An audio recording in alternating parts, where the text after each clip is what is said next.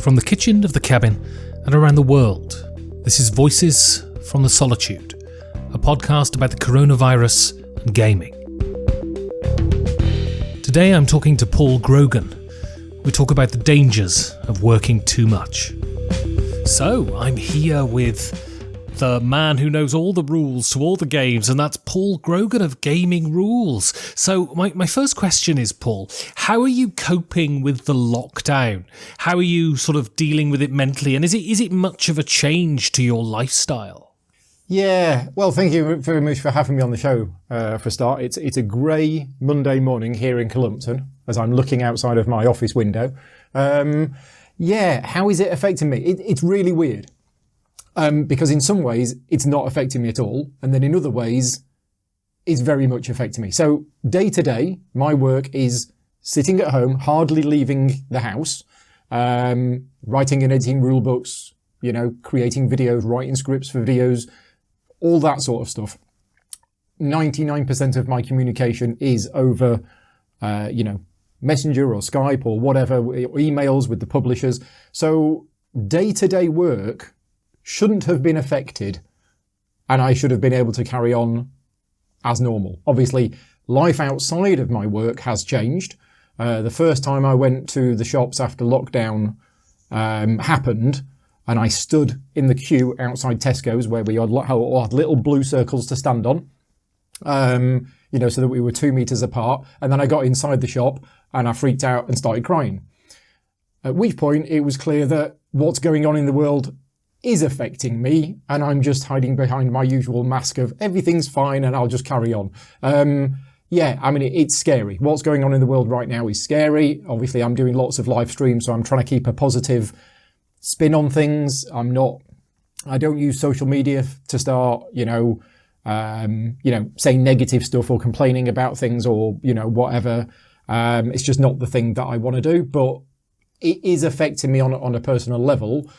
Not as much as it is some, because I'm not really getting lonely, which is a good thing. As I say, I hardly leave the house anyway. So the fact that I'm stuck at home cooped up, that's not affecting me whatsoever. I know a lot of people out there are having real difficulty with being cooped up and not really being able to get out. And I feel for them, but I'm lucky enough in the way that my personality says, look, Paul, if you're stuck in your room for 7 days and you can't leave, I'm like, okay, well, that's fine, because I've got lots of things to keep me busy. And so I just got back from shopping, actually, my weekly grocery shopping, and it was horrendous. And I'm in Berlin now where we, by law, we have to wear masks when we go into the supermarket. Right. And shopping has become just stressful, because I'm worried partly because I'm a tremendous hypochondriac. Right. How are you with this sort of stuff? Are you stressed out by the fear that you're going to get this disease, and is it causing you anxiety? Is it only when you leave the house, or is it sort of all pervading? I suffer from large amounts of anxiety on a daily basis about a number of different things. This isn't one of them. Whenever I go out and I'm, with other people in public, and some of them don't keep their distance, and I'm having to go shopping or whatever, the shopping itself is quite stressful, because the way that they've organised our own Tesco, and I'm sure they're probably doing this, they've turned it into an IKEA. So in other words, you've got to go in and you've got to follow this path all the way round. Vicky's doing most of the shopping, to be fair. I stood outside yesterday and went for a bit of a walk. And she said it was terrible, because she got halfway round and she forgot the apples. But you can't go back and get the apples, because by going back, you're having to go against the flow, and therefore you're walking near people and everything else. So it's stressful in that way. As for whether I'm worried about getting the coronavirus or not, I'm actually not. I've kind of resigned myself to the fact that I am going to get it at some point. That's what I've said to myself in my mind. Whether that happens or not, I don't know. But of course, when the lockdown ends and people start going out, it's going to start spreading again. So I've kind of gone with the assumption that I'm going to get it. Hopefully my health is, okay. I'm not one of the people who are in danger with it. I don't have any breathing issues or anything like that. So I've kind of just accepted the fact that at some point I'm going to get it. And when I do, it will be terrible. And I'll just get through that. And I'm also not that worried because if I do get it, I'll be stuck at home. I'm not going to be infecting friends or family members that are also ill. So it's not like, I'm living with somebody who's got breathing difficulties. If I was living with somebody who was, at risk, then I would be scared of going out shopping for fear of getting it and then giving it on to them. But yeah, no, that's not affecting me. And so I may be miles off the mark here, but you seem like someone whose sort of primary socializing is through gaming. You have a local game group and that sort of thing. How has that been for you, not being able to sit around a table and play games with your usual game group? Yeah, I mean, you say it's my primary means of socializing. Replace the word primary with only. Because unfortunately, as sad as it may sound, board gaming is my entire life. And all the people that I know apart from family are through board gaming. I don't have any other hobbies and I don't go out for any other reason. And I've adapted to it more so than I thought I would have been able to. I mean, there's nothing more than I love than people coming round my house and we get a game out and we sit around the table and we play. Absolutely love that. And if I could do that more than I used to, then that's great. However, can't do that at the moment. So started resorting to using online tools. And I've dabbled with a number of different methods. Just before the lockdown started, I was due to do a review of Crystal Palace. Crystal Palace has a 2-player mode. I hadn't played it 2-player, and therefore I felt I needed to play it 2-player before I do the review, because I like to play it at all different player counts. A good friend of mine, Paul, who regularly comes round, during the days, plays games with me and in evenings. He is vulnerable because he has breathing difficulties. So I said, Paul, I'm not letting you come round. We don't have it. Okay, we're safe, but we could have it. I went out yesterday. I could have got it. We don't know. I think it's too dangerous for you to come round. Let's play a game. I will stream it. We'll play over Skype. And I will basically share my... this was before I worked out you could share screens in Skype. I had a second camera set up for Paul to see, and we played it remotely. Now, since then, things have moved on, and I've found a better way of doing it with Skype share screening. We've been using Tabletop Simulator or Tabletopia. I've been using the normal turn-based one, so I've been playing quite a lot through the ages on the app. I've been playing more games in the last 6 weeks than I have ever before. It will never be a replacement for sitting around the table. However, again, and I think I'm lucky in this respect, because I'm sure there are people who say, I can't play a game with people remotely because it's not the same. For me, it is almost the same, and I am getting my fix for playing board games with people, absolutely fine by playing online. So, I mean, not only have you got your fix by playing with people online, but I think both of us have had a similar response to this crisis in that we've decided to, turn on the crank and pump out as much content as we possibly can. So let the listeners know what you've been up to. What sort of stuff have you been doing since the coronavirus forced you to stay at home? Well, as you say, I decided to turn the crank a bit, and I'll be honest, probably about, 3, 4, 5 weeks ago now, in the lead up to when I hosted virtual LyriaCon. That's when, if we can touch on a negative side of things for a minute, that's when I realised it had actually very quickly become an obsession. And, obsessions are... it was an obsession and it was addiction. I called it Cowles disease, which is completely obsessed with live streaming. And I'm kind of making a joke about it, but it was a problem. Basically, whenever I wasn't live streaming or planning a live stream or doing something like that, I would be restless. I wasn't sleeping. I was going downstairs. I couldn't spend any time with Vicky because whenever we sat there to try and watch something on TV, my mind just wasn't in it. I was completely, as I say, I was obsessed. It had become an addiction.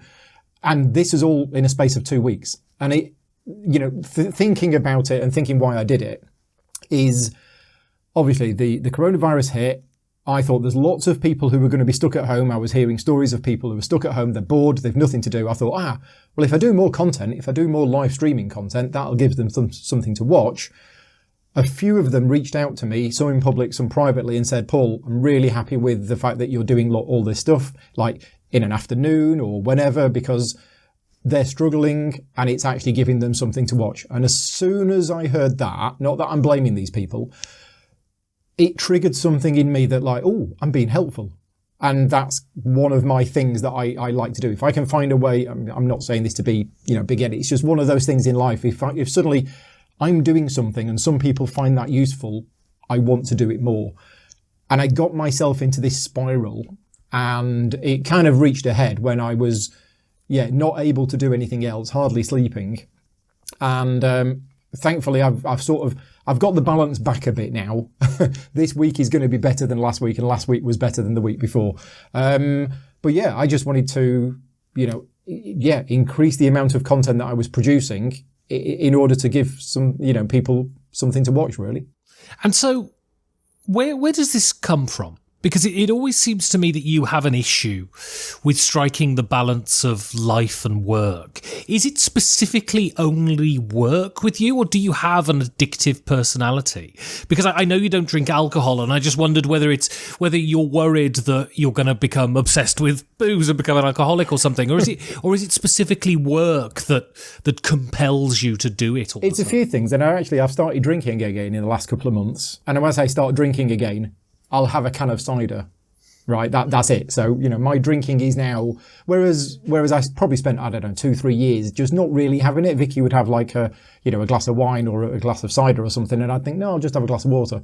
And I kind of just completely went off it. Now I'm kind of back on it again. And I had half a cider with my fish curry on Saturday night, which was very nice.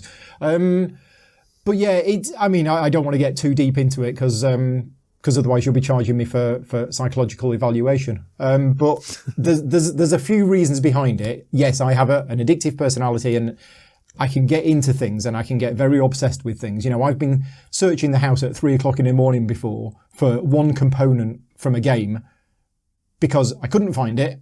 And therefore my entire brain just focused on, I've got to find this piece.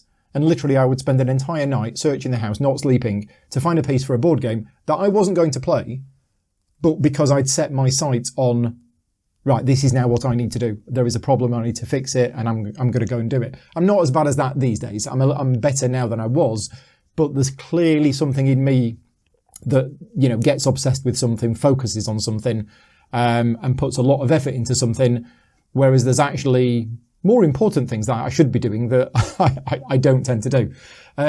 Recently, though, the way that it's been going is, going back to the working thing. There's a few reasons for that, and I won't bore you with all the details. But when I left my previous employment and set up Gaming Rules and went Gaming Rules full time, my salary went from it dropped by about 75%. Maybe 2/3. So I was earning, X, and then a month later I was earning 1/3 of X. And that affected me in a way that I was like, oh, well, wait a minute. I've made a decision in my life, and the money that I'm now bringing in for the household is significantly less than what it was. If I work more, then I will do my best to try and, make more money and feel less bad about it. So there was the money side of things. I'm happy to say that I've kind of got over that now, and the way that the business has picked up and that I've increased my hourly rate over the years, that I'm in a better position with that. Then a couple of years ago, 3 years ago, I was going through all the difficulties with my mother, who was suffering from cancer, and then she eventually passed away a couple of years ago now. And the way that I dealt with that was to just throw myself into my work, because I couldn't deal with it. I couldn't deal with thinking about it or talking about it. So I got stuck into the work. And again, we go back to the sitting downstairs and watching TV. I was odd. I was sat there. I was restless. I couldn't think straight. So I'd end up taking the laptop downstairs, and while TV was on, I'd be editing rulebooks. I'd be working like 12 to 14 hours a day just because it gave me something to focus on. It gave me something to do. That was a couple of years ago now. I've got through the worst of that. But what's happening now is it all ties in, and it's all down to my personality. I can't, if I was to think about what's going on in the world right now, it's scary. It's very, very scary. So what I did is I threw myself into live streaming, put a smile on, talk to people, chat to people online. And I'm sure there are some people watching my streams who are going, oh, look at him. He's at home playing games. Oh, he's smiling, he's laughing, he's having fun. And then as soon as that stream finishes, I go and, have a bit of a meltdown somewhere because, what's going on in the world actually hits me. So it's kind of a distraction technique, as it were. So going away from your sort of psychological turmoil then, you're a person who's, deeply entwined with the business, not just as an observer, but someone who's involved with it, who works with a lot of publishers. Yeah. What is the vibe that you're getting from the industry with regards to this situation? And has it affected your work? Are people sort of holding back on releasing games, that sort of stuff? It's interesting because it's quite varied. We have some small publishers who will only publish a game once a year at maybe something like Essen or Gen Con, and they're thinking, oh, these events might not happen. We're not going to be able to sell a game this year, and the small business might close, for example. There are other people who are going on Kickstarter right now with games, and they're not being that successful, and people are saying, oh, well, it's because, times are difficult and people are... some people are struggling financially with what's going on. A lot of people have lost their jobs over it or have got reduced income or whatever. And then you look at Frosthaven and you think, okay, well that, it's just reached, 12.5 million on Kickstarter last week, and it's been the most successful board game on Kickstarter ever. There's very, very mixed signals coming out. So it's clearly affecting some people in a bad way. And other people, it's not really affecting them at all. Now, as you mentioned, I work in the industry, so my daily emails are filled with various conversations, because there are systems in place where I will get sent emails because of projects that I'm involved in, even if I'm not directly involved. So I see a lot of emails and I see a lot of things going on with the publishers, of course, most of which I can't say now because it's all in confidence. But particularly if we look at Czech Games Edition, and I can say this because they have actually published it. They actually took the decision to release, as part of a blog article, discussions that they'd had with all of their language partners around the world. Now, these conversations happen on a weekly basis. It's Cranio Creations in Italy. They are the Italian publishers for Codenames, I think. Correct me if I'm wrong, and edit this out later. And there's an email gone between them and CGE to say, right, well, we were due to order another 2,000 copies of it from you, but actually because of the situation right now, we're going to hang fire. So, and CGE have published all of this on their blog, and it's really interesting reading, seeing how not just publishers, but actual language partners of Codenames, for example, are being affected by this around the world. Russia is one of them. They said, look, shops are closed and everything else. People are not going out and buying. So I know we were due to buy another X thousand off you, but we're now not going to. And then on the flip side, you see other things that Codename sales have gone up 40% in the first quarter of this year on Amazon. So that's what I mean. There are such opposite things happening. In some respects, it's really good and sales have gone up massively. And in other areas, it's dropped a lot because people can't go out and buy things. And so what do you think the ramifications will be? So what do you think will happen if Essen doesn't happen this year? Well, if you were to, if I was a betting man, I would be betting money on the fact that Essen is not going to be happening this year. And that is based on the fact that the 15 or so publishers that I have spoken to in the last couple of weeks, where I have had an off-the-record discussion with them and said, so do you think Essen's going to happen? They've all said no. Now, none of them know this for sure, but that's just their gut feeling. So yeah, if it doesn't happen, some publishers will just, they'll be fine with that and they can get through it and move on. And other smaller publishers might struggle. I don't know. I mean, it all depends. Certainly in the UK, we have this furloughing. So if your business has been affected and you can't work, you basically stay at home, do nothing, and the government are going to pay 80% of your salary. It doesn't apply to everybody, and I'm sure I'm just giving a very, very simplistic view of it, but essentially that's what it is. If you were a game publisher, I don't know how that works. I don't know if you would qualify for that, especially if it wasn't your main job. So yeah, how are things going to be affected if Essen doesn't happen? I mean, we've already lost UK Games Expo, we've lost Origins. I think the likelihood is we're going to lose Gen Con. And the chances are we're going to lose Essen as well. So, I mean, thankfully, most of the publishers who I work with, I think they'll be okay. Whether they still choose to release a game or not this year, as per normal, and just sell it through normal channels, I don't know. Again, going back to CGE, when I first started, working with CGE, 9-10 years ago, whenever it was, they relied on Essen because Essen is where they made most of their sales. They sell it at Essen at RRP, whereas when you sell it to a distributor, you would only get 40% of RRP. And they relied on those sales at Essen to basically fund the company as it was by then to get through. Now, CG is in a different position now, and they can, they've got the distribution network in place. So if they still release the 2 games this year that they are planning to release, and I think they are, if there is no Essen, they will just sell them through normal channels. So yeah, I don't think it's going to affect them that much, but it definitely will affect smaller publishers. Brilliant. Well, if people want to watch the content you've been putting out and while away the hours, where can they go to do that? The best place is to get a ladder, stand outside my studio window and actually watch it live while it's happening. You get the sort of behind the scenes view. If you can't afford a ladder or don't want to come to Clumpton, you haven't wore trousers in months. I'm actually not wearing. I'm still in my dressing gown. If truth be known, I got up at 7. I've been working since 7, and I haven't stopped yet. So yeah, I am sat here in my dressing gown. If you haven't got a ladder or don't want to come to Clumpton, the YouTube channel is the best place. Everything is on there. So it's youtube.com/gaming rules videos. And one thing that I have done recently, if you don't mind me plugging this, I've been avoiding. Please plug away. I've been avoiding putting YouTube adverts on for years. I don't like YouTube adverts at all. I hate them. And I've avoided having them on my channel for years. I remember when I first started Gaming Rules, I had a conversation with Vlada Shavatel about it. And I said, Vlada, I'm thinking of putting YouTube adverts on my channel. What? And he went, I hate them. And I went, well, yeah, I hate them too.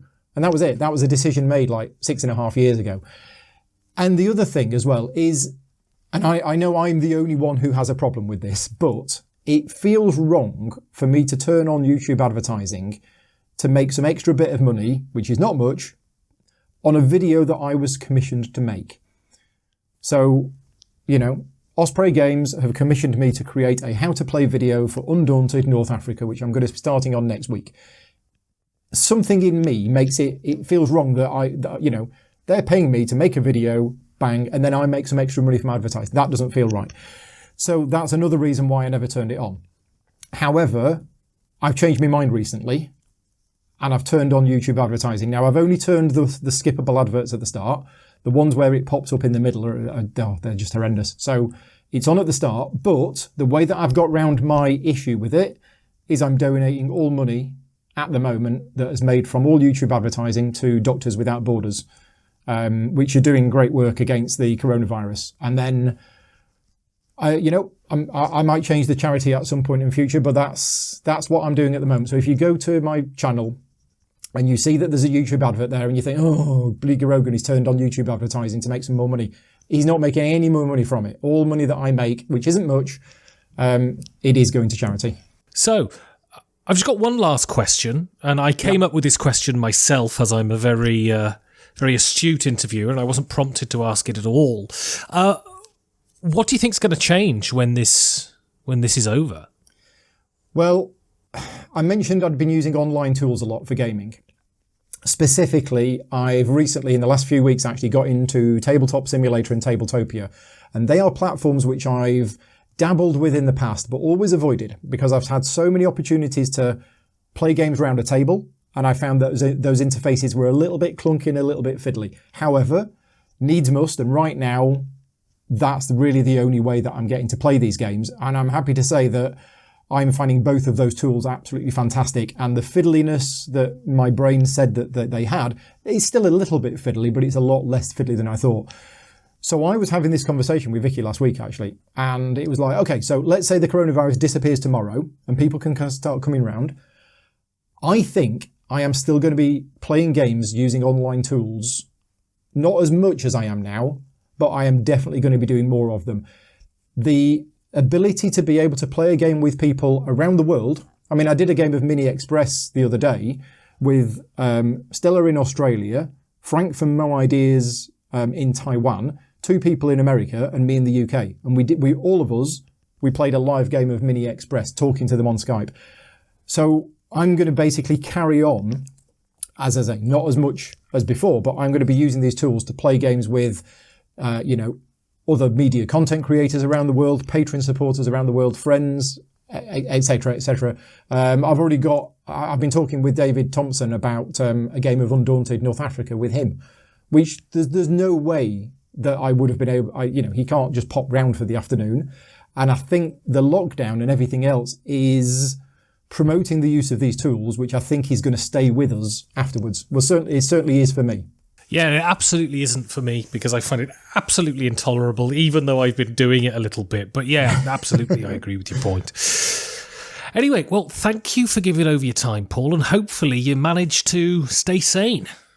I will try, yes. Every week is better than the last week at the moment, and it's just becoming less obsessed with it, cutting down, and of course I've still got the rulebook work in the background to keep me busy, and just catching up with that.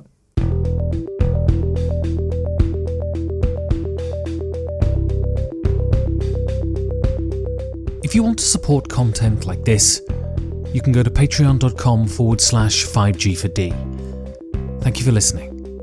Stay safe, and if you can, stay at home.